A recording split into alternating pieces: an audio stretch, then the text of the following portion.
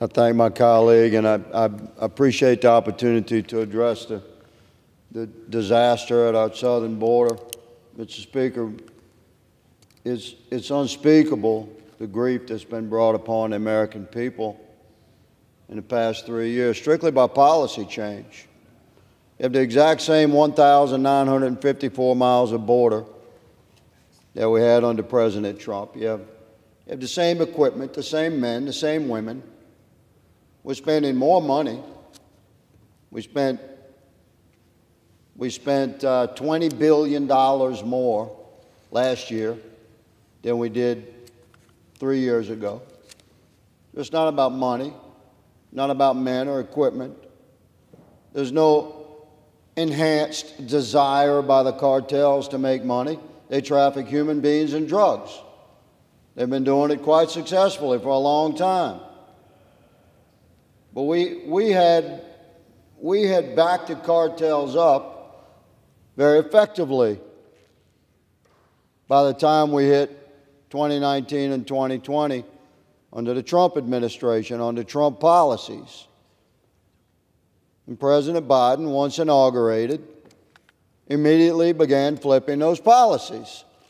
This is what has happened. This is why you've had 12 million illegal crossings in 3 years. This is why you have 300,000 Americans dead from opioids smuggled into our country across the southern border in the past 3 years. Number one cause of death for Americans 18 to 45 years old. We've never had that in the history of our country. Is drug poisoning. Our sovereignty is disintegrated at the southern border. And this body, the People's House, acted last year. We passed H.R. 2, the strongest border security measure in the history of Congress, was passed in May of last year with Republican votes and delivered to the Senate. There it gathers dust. It's what we demand of our colleagues in the Senate that are run by the Democrat Party. What we demand of a Democrat-controlled White House is a clean vote on H.R. 2, the border security bill that was passed by the People's House in May of last year, delivered to the Senate in May of last year. We demand a clean vote. Let America see, where does the Senate stand on border security?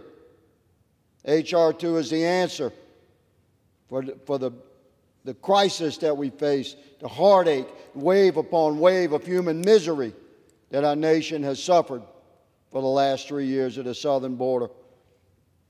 I appreciate this opportunity to address this ongoing disaster, Mr. Speaker, and I yield. Thank you to the gentleman from Louisiana for yielding. Those are strong words, and they